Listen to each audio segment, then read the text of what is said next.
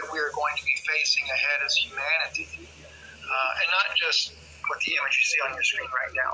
We're dealing with multiple issues that are going on in the world that, as you can see by some of the clips that I'm sharing with you on the screen, and the catastrophic earthquakes, the volcanoes, we can look at the wars, and if you just look at, even the map for earthquakes and stuff,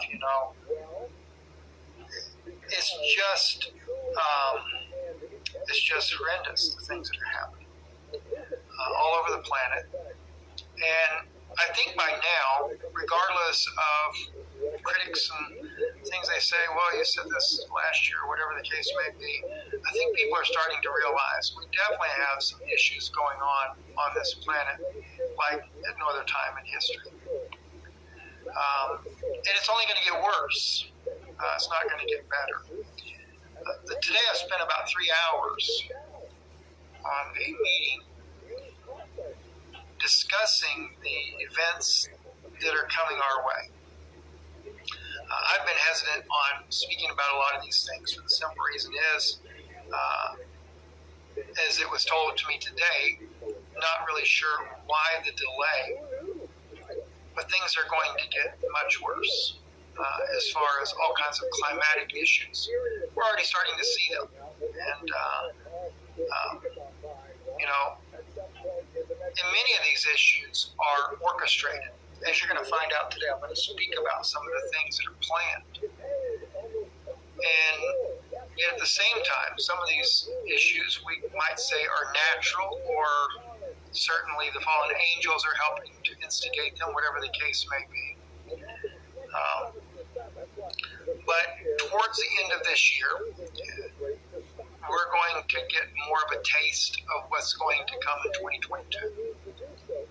And of course, the subsequent years thereafter. As I was told initially a couple of weeks ago, 2029 will kind of be the climactic year of these events, all these different global changes, the anomalies that will happen, the rocks that hit the earth, the earthquakes, the volcanoes, the underwater volcanoes, and things of that nature there. But one thing that was said to me is that we're not expected to see a lot of survivors from the events that are coming. And I felt that what we should really take inventory on is Christ in our own lives. And all these things, we should not be perplexed by it.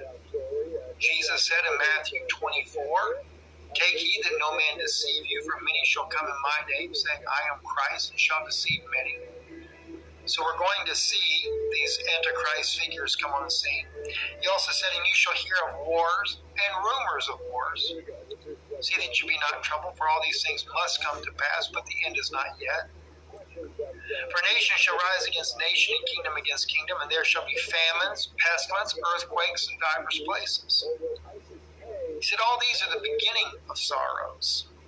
Then shall they deliver you up to be afflicted, and shall kill you, and you shall be hated of all nations for my name's sake. So all the calamities that's coming upon the earth is not anything that we shouldn't already expect. I apologize for the rain on the roof here. We're still working on trying to get a little canopy put over the office here so we don't have all this noise when it rains. But the situation is not looking very good. And I wanted to read to you from my notes I take on some things that have been sent to me. I actually released a video over on Patreon, a disclosure video that I go into more detail about an event that happened some years ago that you might be interested in, but it's not critical information. But this is more critical. Even though it is part of disclosure, I felt like that you needed to know this as well.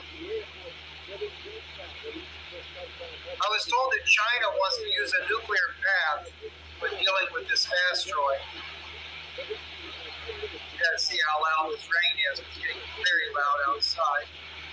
Yeah, it seems like we can probably get through it. Anyway, as I've said to you guys before, China has been working with the United States to try to chip away, break up this asteroid that's to impact the subduction zone off the coast of California in the Pacific Ocean. And they've been very unsuccessful in doing so, so they have wanted to take a nuclear path. But recently they were told by the ETs, or fallen angels, they're against nuclear weapons, but they were told, the Chinese were told to stand down when it comes to using nuclear weapons. And China's already got their own issues in their own country, a lot of things that are not being reported, floodings and things of that nature. And of course, their infrastructure was so rapidly built that their nuclear facilities, their dams, were never built quite to the strength that we built here in the United States. And there's a lot of expectation that a lot of that is going to collapse because of all these violent earth changes that we're about to be facing. But I was told that the end of November is the rough time frame when they're anticipating that we can be impacted by this rock that's coming in. But that they are continually working on ways to break it up or divert it, knock it off course.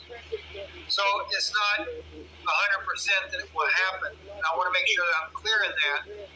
It's not definitive at all that it will take place.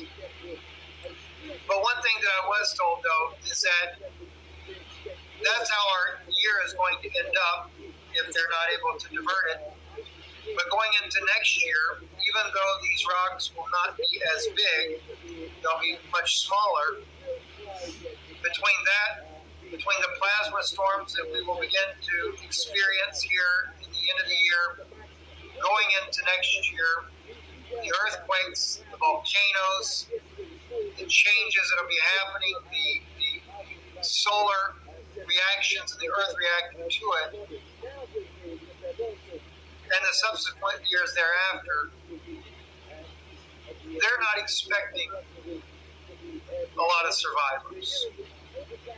We might refer back even to the Deagle report, and I forget which year it was, but in the Deagle report, it showed a large loss of life in the United States. I actually believe that was in 2021. Of the Deagle report, and let me just see if I can just pull that up. That would be, of course, from what I understand, 2021 will not really be the year, but I can certainly see, let's see, they talk about the war population for 2025, but anyway, let me just see if this gives us anything. In the Deagle report here, it's online military capabilities of world nation states in recent released shocking 5-year forecast. They predicted the 70% reduction in the size of the United States population. That is a bold prediction. What are your thoughts on this? Somebody was asking a question, and I'm just going to click on something really quick. Let's go to Deagle's website. That's really what I want. I'm glad they put that link in there. Let's see here if I can find. What we need is the population. Gosh, that just gives financial. Not really interested in the financial aspect. They go back to the website to see what they're saying here. They predicted that about 70% of the U.S. population, about the same percentage in Europe, is going to disappear by 2025. It's hard to believe that anybody in their position would make a forecast like that. There's no logical business reason for it, especially since it was done before the COVID hysteria gripped the world. It stretches the reader's credulity. Could it possibly happen? It could be the biggest thing in the world history. It doesn't have a basis in reality, or is it just some bizarre trolling exercise? I'm not sure. Well, I don't know if it's going to be anywhere near that high. I wouldn't think so.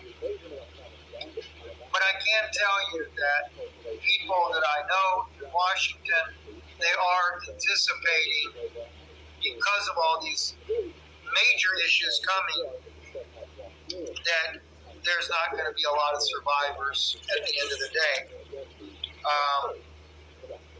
And, you know, I want people to realize we have one hope, and our hope is in Jesus Christ. And without Him, there is no hope. You know, regardless of what happens to us on this earth, it makes no difference. If we have anchored our souls in Jesus Christ, that is all that really matters. And I think now more than ever, the love that we need to have for one another, the love that we have for our Lord and Savior Jesus Christ, is what should be at the forefront of everything.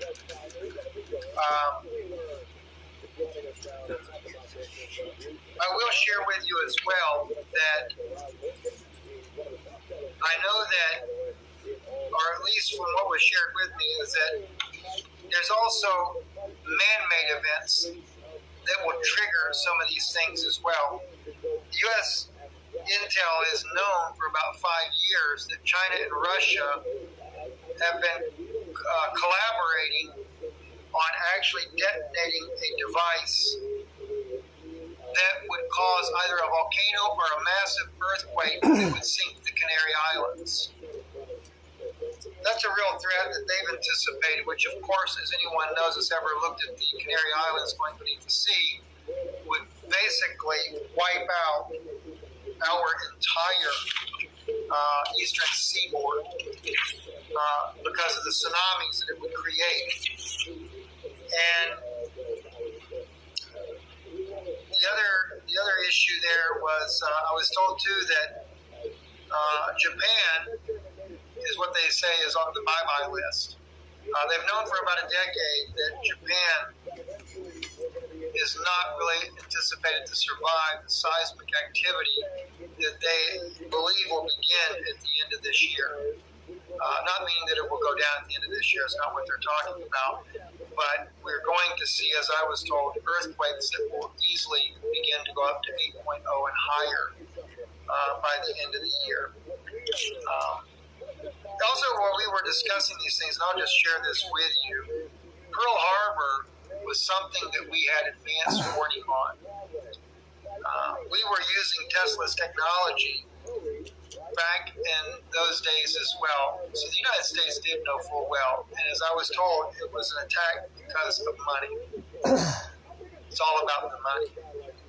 I was explained that if you ever go to the CAC room in the Pentagon, which is the Crisis Analysis Center, he says much like if you look at the movie The War Games, let me see, I may actually put that up here somewhere too, an image for you just to see that. But he said, if there it is right there. He said, if you see that movie there, he says very similar to what it looks like in the Crisis Analysis Center in the Pentagon. And he said, when you go in there, he said, every submarine, every ship that our enemies have is all plotted on a big screen. And then there's other screens that deal with certain things on there. He said, we, just like the Russians, know where everything is. And he said, we had this capability even back during World War II. We were using the technology that Tesla had invented back in the 20s. And he said, so theoretically, he said there is no threat theoretically because we always know where everybody's at. Of course, we can attack and destroy what they have, and vice versa. They can attack and destroy what we have. He said, but everything is scripted. That's what we're dealing with. Everything is actually scripted, what's going on. And so these are some of the things that I wanted to be able to share with you. Over on Patreon, I'll probably do a disclosure. I might actually do it here, but I'm also going to be doing a disclosure on the Taliban, Afghanistan, and what's really going on there. Who orchestrated the Taliban getting their military equipment when it was done? It was actually done during the Obama administration. And I am going to be releasing over on Patreon information about Obama coming back into power under President Biden. some things that's been disclosed to me that is scenarios that may actually happen, not saying that it will. I know he would not come back as president of the United States, but he is actively participating in the current administration. And there are those that are advisors to that administration that see that he may very well be coming back in power, especially when it comes to dealing with the Taliban and look like the savior of the world when it comes to Afghanistan and the Taliban. At any rate, I wanted to just share these things with you. Like I said, I don't do this to create fear. I do this because I love you guys. I care about you. And I want to make sure that I can inform you the best that I know how. And also, let me just say, one thing in our discussions that we had this morning, there is no safe place on this planet with the events that are coming. So quite frankly, unless I knew, for example, I knew I was right in the path of a tidal wave, I would probably want to move because I wouldn't want to drown in a tidal wave. But there's all kinds of scenarios. No matter where you go on this planet, there's going to be a scenario. There's underground bunkers will not work. They discovered that back in the 80s when they built them. They found out in the late 90s they're not going to work. So the elite are all in a panic. They thought about building underground bunkers in the oceans, only to find out that the volcanoes, so many of them will be erupting that the water will begin to boil. They can't survive there.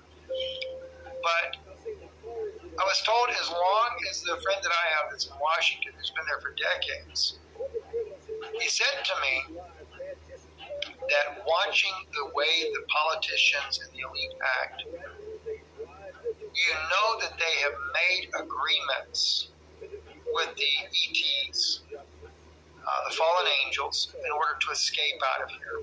He said, and they're planning on doing a quote-unquote fake rapture. He said, but could you really trust them in the first place? He said, I wouldn't trust them. But that's why, he said, they are willing to sell you out. These politicians are willing to sell out the American people and do the bidding of these fallen angels, including those things that they're making up this big thing going on in the world right now, and putting something in your body that can totally take control of you. They are willing to agree to any experiment to be done on humanity, including killing you, to save their own skin. I'm going to break a lot of this down in disclosures that I'll do over on Patreon, because I know some of this stuff is like mind-boggling for people that are listening right now. And like I said, 3 hours I was in a meeting today, quite lengthy. But the gist of these things I wanted to share with you here, because to me they're critical. They're critical because we need to pray like we've never prayed before. We need our relationship with Jesus Christ like we've never had it before. And that's what I wanted to encourage you on, and to know that He is our only hope and stay. And we do the best we can as far as our preparations going forward, making sure you have food and water for your family, because those things will become hard to come by. I did ask about the food crisis, the shortages. I said I assume they're all man-made. I was told that not necessarily all man-made, but indirectly yes, because of the fact of the weather weapons and things like that. But it is truly a shortage because California is in a desperate situation. I think 60% of our produce comes from California, but now we're buying it out of Mexico as a result of what's happening in California, things of that nature. So prepare the best you can. And love your family. Spend time with your family. And but especially spend time with the Lord. Because death is nothing but sets us free in the first place. We know where we're going when that time comes. And, if God lays it upon your heart, pray for us. We certainly can use your prayers. And we will be praying for you as well. I'm Steve Banu. You're listening to Israel.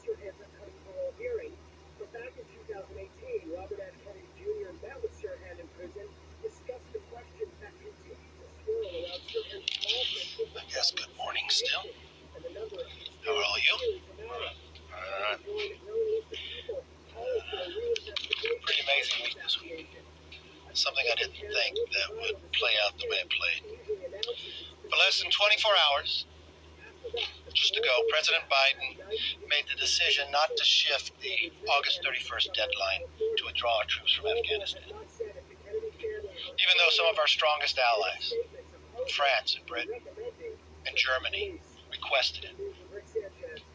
Think for one moment, why is the UK and France and Germany there? Because 20 years ago, America was attacked. They were there to help defend us. They requested a stay to go longer so their own citizens could get removed. The president now made the announcement that he will not, allowing the Taliban to direct our foreign policy. And now, with the very real prospect of thousands of Americans still stranded in Afghanistan on September 1st, the Biden administration is willing to accept the fact that they'll be leaving Americans behind in a Taliban stronghold. The president's misguided decisions run the risk of creating the largest international hostage situation we have ever faced as a nation. Yesterday, President Biden had an opportunity to address the public and answer questions about the ongoing crisis in Afghanistan. Instead, he made us wait a number of hours and then touted $5 trillion liberal wish list that will increase greater inflation and transform our country in the worst way possible. Then he delivered a few minutes worth of remarks on the evacuation efforts, but did not say how many Americans are still stranded. The most embarrassing part, though, is that he refused to take questions. And he turned his back and walked away. An image that has come to define him in his presidency. He turned his back on our own citizens stranded in Afghanistan. He turned our back on our allies and partners. He's turned his back on his duties as a commander-in-chief. We have a Democrat majority that is following the same path. Speaker Pelosi called an emergency session just this week. We weren't the only country to do so. In the UK, they called the parliament back. The difference in the UK, their focus was on their citizens in Afghanistan and getting them out. Pelosi worked late into the night while we were here, but nothing to do with Afghanistan.